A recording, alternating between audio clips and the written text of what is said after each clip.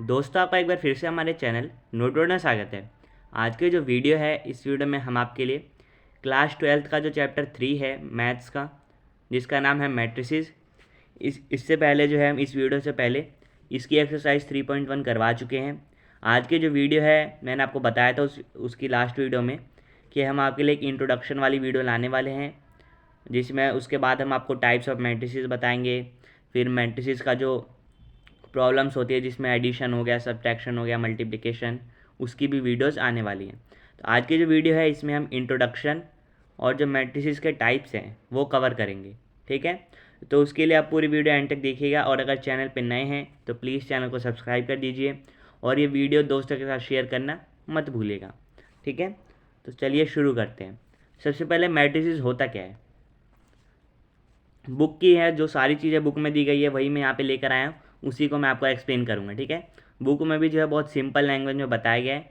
कुछ जो वर्ड्स हैं जो थोड़े टेक्निकल हैं, जो थोड़े डिफ़िकल्ट आपको लग सकते हैं, उसको भी मैं यहाँ पे एक्सप्लेन करके बताऊँगा। ठीक है, सबसे पहले मैट्रिक्स होता क्या है, उसकी डेफिनेशन देख लीजिए।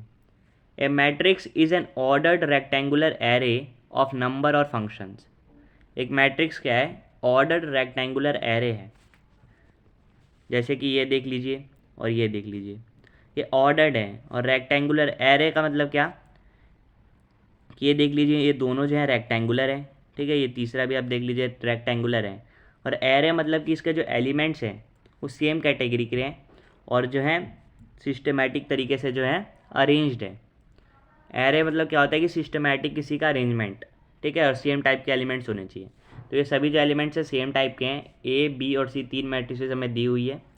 तो मैट्रिक्स क्या होता है, एक ऑर्डर्ड रेक्टेंगुलर एरे होता है, ऑर्डर। ठीक है, जिसमें जो ऑफ नंबर और फंक्शन, जिसमें जो नंबर और फंक्शंस हैं वो ऑर्डर में लगे हुए होते हैं। ठीक है, फिर क्या लिखा है, the number or functions are called the elements or the entries of the matrices. ये जो नंबर और फंक्शन यहाँ पे लिखे गए हैं, जैसे ये नंबर हो गया, ये हमारा एक फंक्शन है, फंक्शन ये रहा। ठीक है, तो ये सब क्या है, एलिमेंट्स या फिर एंट्रीज हैं मैट्रिसेस के।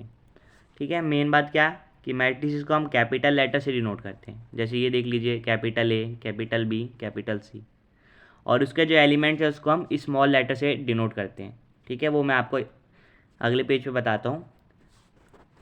इन the above example the horizontal lines of elements are said to constitute rows of the matrices. तो जो हॉरिजॉन्टल लाइन्स है किस तरीके से वो देख लेते हैं। जैसे ये एक लाइन हो गई हॉरिजॉन्टल और ये एक लाइन हो गई, यानी ये जो मैट्रिसेस है इसमें दो हॉरिजॉन्टल लाइन्स है और दोनों क्या मिलके बनाती है, रोज़। ठीक है, और जो वर्टिकल लाइन्स है, वर्टिकल यानी कि जो सीधी लाइन्स है ऐसे, और हॉरिजॉन्टल यानी कि जो लेटी हुई लाइन है इस तरीके से, इनको कहते हैं रोज़। और जो सीधी लाइन्स है उनको कहते हैं हम कॉलम्स। तो ये इसमें देख लीजिए, एक, दो, तीन, तीन कॉलम है मैट्रिक्स बी में। ठीक है, तो यहाँ से हम क्या बता सकते हैं कि ए जो है उसमें तीन रो और दो कॉलम है, एक रो, दो रो, तीन रो, और एक कॉलम, दो कॉलम। ठीक है, बी जो है उसमें तीन रोज़ और तीन कॉलम है, तीन देख लीजिए कॉलम है, और एक, दो, तीन, तीन रोज़ है। और सी जो है उसमें दो रोज़ हैं, एक और दो, और कॉलम एक, दो, तीन। ठीक है, तो ये आपको समझ आ गया होगी कि मैट्रिक्स क्या होता है। तो मैट्रिक्स एक ऑर्डर रेक्टेंगुलर एरे होता है। एरे यानी कि जो इसमें एलिमेंट्स हैं वो अपनी अरेंजमेंट जो है उनकी फिक्स है। ठीक है, बिल्कुल ऑर्डर तरीके से जो है अरेंजमेंट हो रखा है, और ये रेक्टेंगुलर फॉर्म में होते हैं। ठीक है, इनको डिनोट करने के लिए हम स्क्वायर ब्रैकेट्स जो हैं उसका यूज़ करते हैं। ठीक है, और कैपिटल लेटर से जो है मैट्रिसेस को डिनोट करते हैं। और जितने भी नंबर या फंक्शन होते हैं मैट्रिक्स में, उसे हम कहते हैं उसका एलिमेंट्स या एंट्रीज़। ठीक है, और जो एलिमेंट्स या एंट्रीज़ हो गई उनको हम स्मॉल लेटर से डिनोट करते हैं, वो मैं आपको दिखाता हूँ आगे। और जो हॉरिजॉन्टल लाइंस होती हैं एलिमेंट्स की किसी भी मैट्रिक्स में, उसे रोज़ कहते हैं। और जो वर्टिकल लाइंस होती हैं यानी जो सीधी लाइंस होती हैं उनको क्या कहते हैं, कॉलम्स। ठीक है, जैसा कि आप ये तीनों एग्जाम्पल में देख लिया होगा। ठीक है, अगला देखते हैं, order of a matrix. A matrix having m rows and n columns is called a matrix of an order m into n।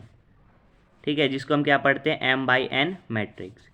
ठीक है, यानी कि अगर कोई मैट्रिक्स है जिसमें m रोज़ हैं, यानी कि उसमें m जो है हॉरिजॉन्टल लाइन से इस तरीके से m है, n कॉलम से यानी कि n इस तरीके से जो है उसमें कॉलम से, ठीक है। तो उसका जो ऑर्डर हो जाएगा वो क्या हो जाएगा, m इंटू एन, जिसको हम क्या पढ़ देते हैं m/n मैट्रिक्स, ठीक है। तो ऑर्डर जो लिखने का क्या तरीका है, पहले तो हम लिखेंगे रोज़, क्रॉस करके क्या लिखेंगे, कॉलम। यानी अगर कोई मैट्रिक्स है जिसमें 3 रोज़ हैं और 2 कॉलम हैं तो उसको हम क्या कहेंगे, 3/2 मैट्रिक्स, ठीक है। यहाँ पे फिर जो एग्जांपल हमने देखा वही बताया गया है कि ए जो था वो 3/2 की मैट्रिक्स थी, बी जो था वो 3/3 की मैट्रिक्स थी, और जो सी जो था वो 2/3 की मैट्रिक्स थी, जो हमने पिछला जो पेज था उसमें 3 एग्जांपल लिए थे, ठीक है। और हमने यहाँ पे क्या ध्यान दिया था कि ए जो है उसमें 3 × 2 यानी कि 6 एलिमेंट्स हैं, बी और जो सी है, बी में 9 है और सी में 6 एलिमेंट्स है। तो ये एलिमेंट्स कैसे हमें पता चला, जो ऑर्डर है, मान लीजिए यहाँ पे लिखा है ए का ऑर्डर क्या है, 3/2, ये ए का ऑर्डर है, ठीक है। तो इसमें एलिमेंट्स कितने हो जाएंगे, 3 × 2 यानी कि 6। तो एलिमेंट्स हमें निकालना है, तो ऑर्डर जो है उसी को हम सॉल्व कर देंगे। ऑर्डर क्या है, जैसे 3/3 है तो कितने एलिमेंट्स हो जाएंगे, 3 × 3 यानी कि 9, ठीक है। जनरल देखते तो हम m/n की अगर कोई मैट्रिक्स है तो उसका रेक्टेंगुलर एरे इस तरीके का होता है कुछ, ये जो आपको दिख रहा होगा, ठीक है। यहाँ पे देख लीजिए ये 1 1 A11 लिखा है, A12 A13 इस तरीके से कहाँ तक लिखा है, A1n तक। यानी ये जो मैट्रिक्स है इसमें कितने कॉलम्स हैं, n कॉलम्स है, ठीक है, n कॉलम तक है ये। फिर यहाँ इस साइड अगर आप देखेंगे ध्यान से नीचे की तरफ जाते हुए तो A21, यहाँ पे A31 है, और यहाँ AM1 है, ठीक है, यहाँ AM1 है। इसका मतलब क्या कि ये जो मैट्रिक्स है इसमें m रोज़ है और यहाँ पे A1n है, यानी कि इसमें जो है n कॉलम्स है, ठीक है। तो फर्स्ट वाला जो नंबर हम एलिमेंट के पास लिखते हैं, एलिमेंट को हम इस तरीके से डिनोट करते हैं A11, ठीक है। मान लीजिए ये कोई एलिमेंट है, तो इसका जो फर्स्ट नंबर है इसको हम क्या कहेंगे, रो कहेंगे कि कौन से रो में है वो, ठीक है। और ये जो सेकंड वाला एलिमेंट है इसको हम कहेंगे कॉलम, कौन से कॉलम में है,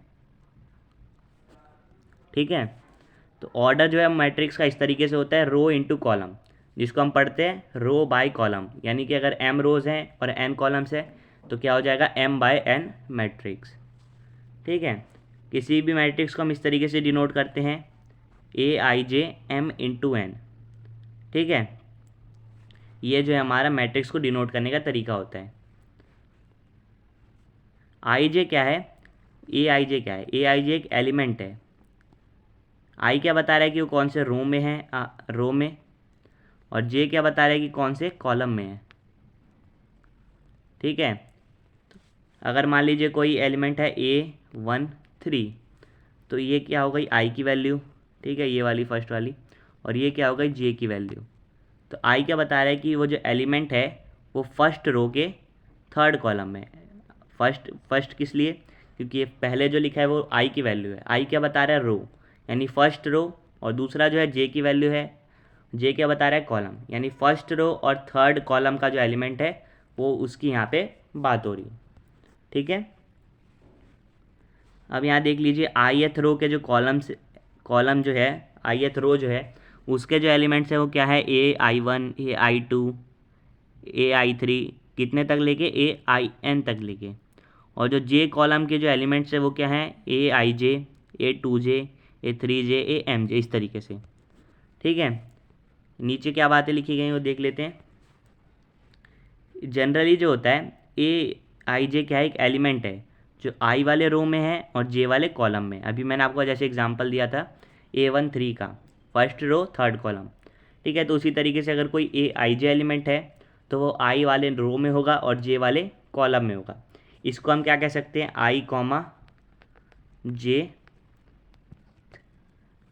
कॉमा जेथ एलिमेंट। मैं लिख के बता देता हूँ, आई कॉमा जे एलिमेंट, ठीक है। उसको हम इस तरीके से कह सकते हैं, ठीक है। तो नंबर ऑफ एलिमेंट्स होते हैं किसी मैट्रिक्स में, ठीक है। मान लीजिए m/n मैट्रिक्स है तो उसमें जो नंबर ऑफ एलिमेंट्स हैं वो mn के इक्वल होंगे, यानी m × n की अगर मैट्रिक्स है तो नंबर ऑफ एलिमेंट्स क्या हो जाएंगे, m × n, ठीक है। जैसे मान लीजिए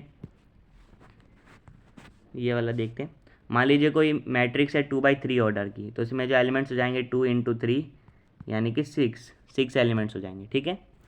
तो आशा करता हूँ कि आपको मैट्रिक्स क्या है, उसका ऑर्डर किस तरीके से निकालते हैं, ठीक है, वो आपको समझ आ गया होगा। ठीक है, अब चलते हैं टाइप्स ऑफ मैट्रिसेस की तरफ। टाइप्स ऑफ मैट्रिसेस में हमारा सबसे पहले जो है वो है कॉलम मैट्रिक्स। क्या होता है? A matrix is said to be a column matrix if it has only one column. तो अगर कोई मैट्रिक्स है जिसमें बस एक ही कॉलम है, कितने कॉलम है? एक, तो उसको हम क्या कहेंगे? Column matrix. ठीक है, जैसे एग्जांपल दे रखा है ए। ये जो मैट्रिक्स है इसमें एक ही सीधी लाइन है, यानी कि इसमें एक ही कॉलम है, तो ये क्या हो गया? Column matrix. इसका ऑर्डर क्या है? 4/1।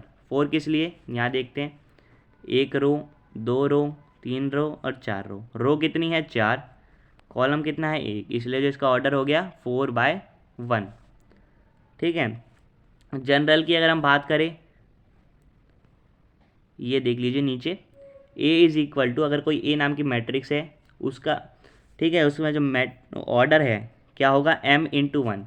अगर ऑर्डर होगा m/1 तो कौन सी मैट्रिक्स होगी? कॉलम मैट्रिक्स होगी। ठीक है, यहाँ पे लिखा है मैट्रिक्स ऑफ ऑर्डर m/n, यहाँ पे आपको दिख रहा होगा m/1। m क्या है कि इसमें कितने रोज़ हैं, जैसे यहाँ पे 4 रोज़ है। 1 क्या बता रहे हैं कि कितने कॉलम है। जनरली जो हम पढ़ते हैं क्या होता है? m/n। यहाँ पे n की वैल्यू क्या है? 1, क्योंकि इसमें कॉलम एक ही है। तो ये ऐसी जो मैट्रिक्स होगी जिसका ऑर्डर होगा m/1, वो कौन सी मैट्रिक्स होगी? Column matrix. इसी का अगला है बिल्कुल इसका ऑपोजिट, रो मैट्रिक्स। वो क्या होता है देख लीजिए, a matrix is said to be a row matrix if it has only one row. पिछले में क्या था? अगर कोई मैट्रिक्स में एक ही कॉलम है, यानी एक ही सीधी लाइन है, तो क्या होगी? Column matrix. जैसे यहाँ पे एग्जांपल देख लीजिए, बी है, इसमें देख लीजिए एक ही सीधी लाइन है, इस तरीके से लेटी हुई लाइन जो है जिस तरीके से एक ही है, यानी कि इसमें जो रो है वो एक ही है, लेकिन कॉलम कितने हैं? 1 2 3 4। तो ऐसी मैट्रिक्स जिसमें रो एक ही हो, कॉलम कितने भी हो उससे कोई फ़र्क नहीं पड़ता, रो एक होना चाहिए।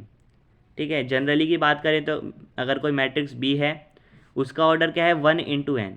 फर्स्ट वाला नंबर क्या बताता है हमें? रो, यानी कि उसमें एक रो है और n उसमें कॉलम्स हैं, तो उसको हम क्या कहेंगे? Row matrix. तो हमने टाइप्स ऑफ मैट्रिक्स में 2 पढ़ लिए, कॉलम मैट्रिक्स और रो मैट्रिक्स। कॉलम मैट्रिक्स क्या? जिसमें एक ही कॉलम हो, और रो मैट्रिक्स क्या? जिसमें एक ही रो हो। उनका ऑर्डर भी आपने देख लिया। अब चलते हैं थर्ड टाइप की मैट्रिक्स की तरफ। ये हमारा आ गया square matrix. A matrix in which the number of rows are equal to the number of columns is said to be a square matrix. मान लीजिए कोई मैट्रिक्स है जिसमें m रोज है और n कॉलम्स है। जब m और n यानी दोनों की वैल्यू जो है इक्वल होगी, यानी कॉलम्स और रोज किसी मैट्रिक्स में अगर इक्वल होंगे, तो वो कौन सी मैट्रिक्स कहलाएगी? Square matrix. ठीक है, यहाँ पे बताया गया है अगर कोई m/n की मैट्रिक्स है, उसको स्क्वायर मैट्रिक्स कब कहा जाएगा? जब m जो है n के इक्वल होगा, और इसका ऑर्डर हम क्या लिख सकते हैं? n। ठीक है, जब कोई मैट्रिक्स है, ठीक है, m/n की, इसमें m की वैल्यू n के इक्वल है, ठीक है, यानी m और n इक्वल है, तो इसको हम n/m कह सकते हैं, या इसको m/m कह सकते हैं। ठीक है, तो इसको, इन दोनों को हम क्या कंबाइन करके कह सकते हैं? n order. तो इसको क्या कंबाइन करके कह सकते हैं? Order m। ठीक है, तो स्क्वायर मैट्रिक्स सिंपल है बहुत, कि जिसमें नंबर ऑफ़ रोज़ और कॉलम्स इक्वल हो, यानी m n के इक्वल हो, उसको हम स्क्वायर मैट्रिक्स कहेंगे, और उसका ऑर्डर हम क्या कह सकते हैं? n, या फिर ऑर्डर हम कह सकते हैं m। ठीक है, जैसे ये एग्जांपल दिया है, 1 2 3, 3 इसमें रोज़ हैं, 1 2 3, 3 इसमें कॉलम्स है। देख लीजिए कितना सुंदर स्क्वायर बन रहा है। तो ये जो मैट्रिक्स है ये स्क्वायर मैट्रिक्स है। इसका ऑर्डर क्या होगा? Number of rows into number of column, दोनों सेम है, 3 गुणा 3। ठीक है, इसलिए जो इसका ऑर्डर हो जाएगा वो हो जाएगा ऑर्डर 3। ठीक है, अगर जनरल देख लीजिए कोई मैट्रिक्स है ए, ठीक है, जिसके एलिमेंट के नीचे यहाँ पे लिखा गया है m/m, यानी m रोज़ हैं और m ही जो है कॉलम है, तो इसका ऑर्डर क्या हो जाएगा? m। ठीक है, तो अभी तक हमने 3 देख लिए, कॉलम मैट्रिक्स जिसमें एक ही कॉलम होता है, सेकंड है रो मैट्रिक्स जिसमें एक ही रो होती है, और थर्ड है स्क्वायर मैट्रिक्स जिसमें रोज़ और कॉलम्स जो हैं वो इक्वल होते हैं। ठीक है, अब नोट में एक बात आपकी बुक में लिखी गई है, इंपॉर्टेंट बात है। अगर एक स्क्वायर मैट्रिक्स है जिसका ऑर्डर n है, यानी उसमें n ही रोज़ है और n ही जो है कॉलम्स है, n/n। ठीक है, तो क्या होगा? उसमें जो एंट्रीज़ हैं A11, A22 और ANN, ये क्या बनाएंगे, एक डायगोनल बनाएंगे मैट्रिक्स ए का। तो मान लीजिए अगर कोई ये मैट्रिक्स दे रखी है ए बराबर, ये हमें मैट्रिक्स दे रखी है, तो इसमें जो एलिमेंट्स होंगे A11 यानी कि ये वाला एलिमेंट, A22 यानी कि 4, और A33 यानी कि ये वाला एलिमेंट, ये तीनों जो एलिमेंट्स एक डायगोनल बनाएंगे। ठीक है, ये डायगोनल है, इनको हम क्या कहेंगे, डायगोनल एलिमेंट्स। तो अगर यहाँ पे देखा जाए तो ए के जो डायगोनल एलिमेंट्स हैं वो क्या है, 1, 4 और 6, यानी ये तीनों। ठीक है, ये तीनों जो है डायगोनल एलिमेंट्स बनाएंगे। सिंपल आपको बात रखनी है, वो एलिमेंट्स जिनमें नंबर ऑफ़ रोज़ और कॉलम्स इक्वल होंगे। ठीक है, वो कौन कौन सी एलिमेंट्स होंगे, डायगोनल एलिमेंट्स। मान लीजिए कोई एलिमेंट है A11, यहाँ रो देख लीजिए, फर्स्ट वाले रो में भी आ रहा है और फर्स्ट वाले कॉलम में भी, तो ये कौन सा एलिमेंट हो जाएगा, डायगोनल एलिमेंट। इसी तरीके से मान लीजिए A33 रोज़ थर्ड रो में आ रहा है और थर्ड ही कॉलम में आ रहा है, तो कौन सा एलिमेंट हो जाएगा, डायगोनल एलिमेंट्स। यानी कि आई और जे की वैल्यू जिस एलिमेंट में सेम रहेगी वो एलिमेंट क्या हो जाएगा, डायगोनल एलिमेंट्स। ठीक है, जैसे कि ये है 1, 4 और 6। ठीक है, अब इसी से मिलता जुलता कंसेप्ट है अगला जो हमारा टाइप है मैट्रिक्स का, वो है डायगोनल मैट्रिक्स।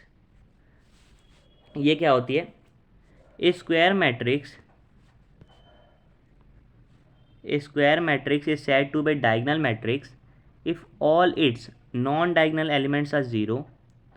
ठीक है, जैसा कि मतलब अगर कोई मैट्रिक्स बी है जिसके एलिमेंट हम किससे रिप्रेजेंट करेंगे, BIJ। मैंने आपको बताया था मैट्रिक्स को कैपिटल लेटर से डिनोट करते हैं और उसके जो एलिमेंट्स हैं उसको स्मॉल लेटर से, तो BIJ। और ये स्क्वायर मैट्रिक्स है यानी इसका जो ऑर्डर है M/M हमें दिया है। ठीक है, अगर वो उसको हम डायगोनल मैट्रिक्स कब कहेंगे, जब उसमें BIJ जो है 0 होगा। कब, जब I और J की वैल्यू इक्वल नहीं है। अब मैं आपको इसको अच्छे से बताता हूँ इसका मतलब क्या है। डायगोनल एलिमेंट्स हमने क्या देखा था, जिनमें I और J की वैल्यू सेम है, जैसे A11, A22 और A33। अब यहाँ पे देख लीजिए सी वाले एग्जांपल में, देखिए इस वाले में A11, A22 और A33, ये क्या होगा, डायगोनल एलिमेंट्स। तो ऐसी स्क्वायर मैट्रिक्स जिसमें जो डायगोनल एलिमेंट्स हैं उनको छोड़ के बाकी जितने भी बचते हैं वो 0 हैं, उसको हम क्या कहते हैं, डायगोनल मैट्रिक्स। ये देख लीजिए इन तीनों को छोड़ के जितने भी यहाँ बचे हैं ये सारे क्या हैं, 0, ये सारे 0 हैं। ठीक है, ऐसी मैट्रिक्स को हम क्या कहते हैं, डायगोनल मैट्रिक्स। तीनों जो हैं डायगोनल मैट्रिक्स, ये देख लीजिए ए है मैट्रिक्स, इसका ऑर्डर क्या है, 1/1, एक ही एलिमेंट है फर्स्ट रो के फर्स्ट कॉलम में। इसका देख लीजिए ऑर्डर है 2/2, इसके जो डायगोनल एलिमेंट्स है ये दोनों, इसको छोड़ के जो बच रहे हैं वो 0 हैं। ठीक है, सी देख लीजिए, सी में ये तीनों जो हैं डायगोनल एलिमेंट्स हैं, इनको छोड़ के जो बच रहे हैं ये तीनों और ये तीनों, ये 0 हैं। तो ये जो मैट्रिक्स हो जाएगी डायगोनल मैट्रिक्स। यहाँ पे जनरली क्या बताया गया है कि अगर कोई मैट्रिक्स बी है इस तरीके से जिसको डिनोट किया जा रहा है, और स्क्वायर मैट्रिक्स है यानी ऑर्डर M/M है, तो उसको डायगोनल मैट्रिक्स कब कहा जाएगा, जब BIJ की वैल्यू 0 हो। कब, जब I और J इक्वल नहीं है। I और जो J जो हैं इक्वल कब होते हैं, डायगोनल एलिमेंट्स के लिए, जो ये तीनों हैं। इनके अलावा जितने भी एलिमेंट्स हैं उनकी जब वैल्यू 0 हो जाएगी, ठीक है, तो मैट्रिक्स क्या बन जाएगी, डायगोनल मैट्रिक्स। ठीक है, तो हमने 3-4 पढ़ लिए। पहला तो कॉलम मैट्रिक्स, एक ही कॉलम होगी। दूसरा रो मैट्रिक्स, एक ही रो होगी। तीसरा स्क्वायर मैट्रिक्स यानी कि रो और कॉलम इक्वल होंगे। और चौथा डायगोनल मैट्रिक्स, जो स्क्वायर मैट्रिक्स होगी जिसमें डायगोनल एलिमेंट्स जो हैं उनको छोड़ के जितने भी एलिमेंट्स बचते हैं वो सभी क्या होंगे, 0। ठीक है, अगला हमारा टाइप क्या है मैट्रिक्स का, वो है स्केलर मैट्रिक्स। वो क्या होता है देख लीजिए, a diagonal matrix is said to be scalar matrix if it diagonal elements are equal.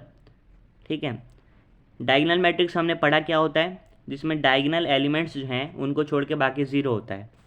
जैसे ये हमारी एक डायगोनल मैट्रिक्स है, ये डायगोनल एलिमेंट्स है हमारे, और इनको छोड़ के जो बाकी बच रहे हैं वो 0 है, ये भी 0 और ये भी हमारी एक डायगोनल मैट्रिक्स है। ठीक है, इनके अलावा जितने भी एलिमेंट्स हैं वो 0 हैं। तो स्केलर मैट्रिक्स क्या है, डायगोनल मैट्रिक्स का एक आप बोल सकते हैं टाइप है।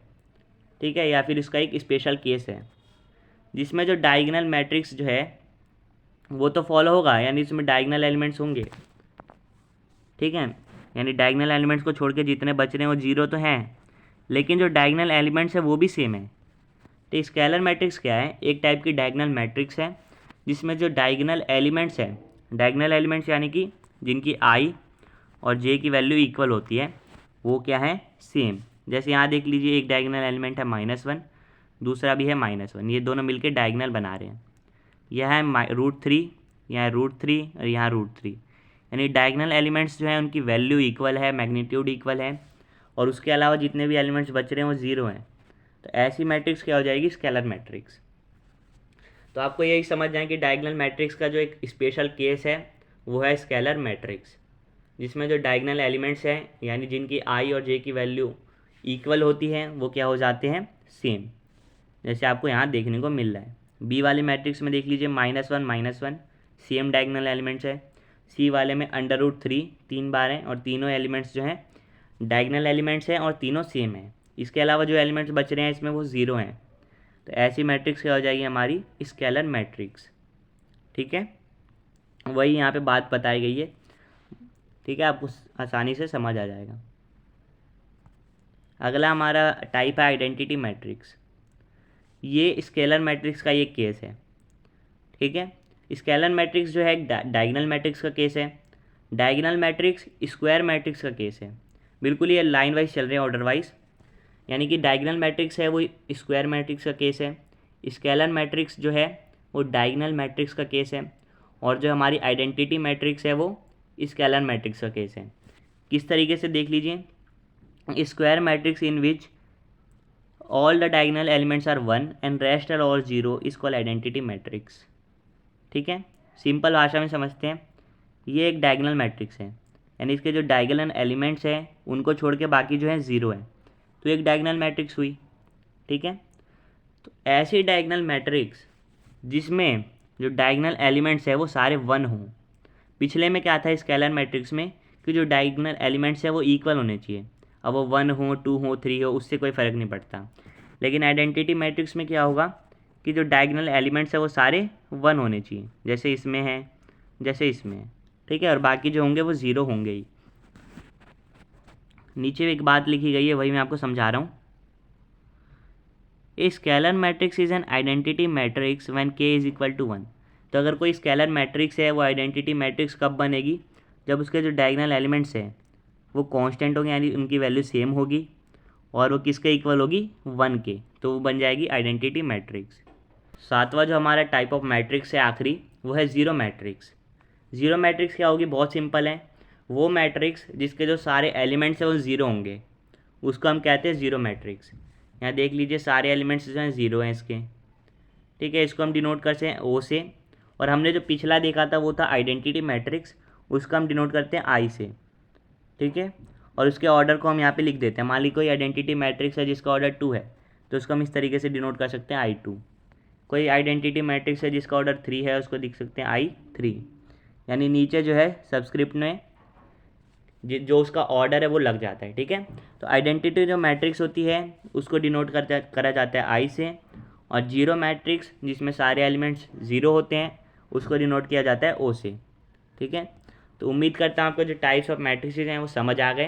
अब हमारा जो टॉपिक लास्ट है इस वीडियो का वो है इक्वालिटी ऑफ मैट्रिसेस, जो ऑलरेडी मैं आपको वीडियो में समझा चुका हूँ। जो मैंने क्वेश्चंस की वीडियो बनाई थी एक्सरसाइज 3.1 की, उसमें मैंने आपको एक वीडियो में जो है ये पूरा अच्छे से समझा दिया था। फिर भी मैं बता देता हूँ कि अगर दो मैट्रिक्स हैं A और B, ठीक है, वो इक्वल कब होंगे, two matrices A and B are said to be equal if उनका ऑर्डर सेम होगा और उनके जो करस्पॉन्डिंग एलिमेंट्स है वो सेम होंगे। जैसे ये हमें मैट्रिक्स दी हुई है 2, इसमें देखते हैं कि ये इक्वल है या नहीं। तो इनका ऑर्डर देख लीजिए, दोनों जो है ये और ये, इन दोनों का ऑर्डर क्या है 2/2, यानी 2 रोज़ और 2 कॉलम्स। इसके जो करस्पॉन्डिंग एलिमेंट्स, यानी इसका ये वाला एलिमेंट इसके ये वाले एलिमेंट का इक्वल है, ये वाला एलिमेंट इसके इक्वल है, ये वाला एलिमेंट इसके इक्वल है, और इसी तरीके से 1 वाला जो एलिमेंट है वो इसके इक्वल है, यानी इसके जो करस्पॉन्डिंग एलिमेंट्स हैं वो सेम है। तो ऐसी मैट्रिक्स जिसका ऑर्डर सेम हो और जो करस्पॉन्डिंग एलिमेंट्स है वो भी सेम हो, उसको हम क्या कहते हैं, इक्वल मैट्रिसेस। ठीक है, जैसे ये दोनों देख लीजिए इक्वल नहीं है, क्योंकि यहाँ पे जो 3 है यहाँ पे 2 है, यानी कि इसके जो करस्पॉन्डिंग एलिमेंट्स है वो इक्वल नहीं है। दोनों का ऑर्डर सेम है लेकिन जो करस्पॉन्डिंग एलिमेंट्स हैं वो सेम नहीं है। ठीक है, और हम इक्वालिटी ऑफ मैट्रिक्स को कैसे डिनोट करते हैं, इस तरीके से। तो अगर दो मैट्रिक्स ए और बी इक्वल हैं तो उसको हम इस तरीके से डिनोट कर सकते हैं, ठीक है। फिर क्वेश्चन भी आता है इस पे बेस्ड, क्वेश्चन भी आपको मैंने करवा रखे हैं।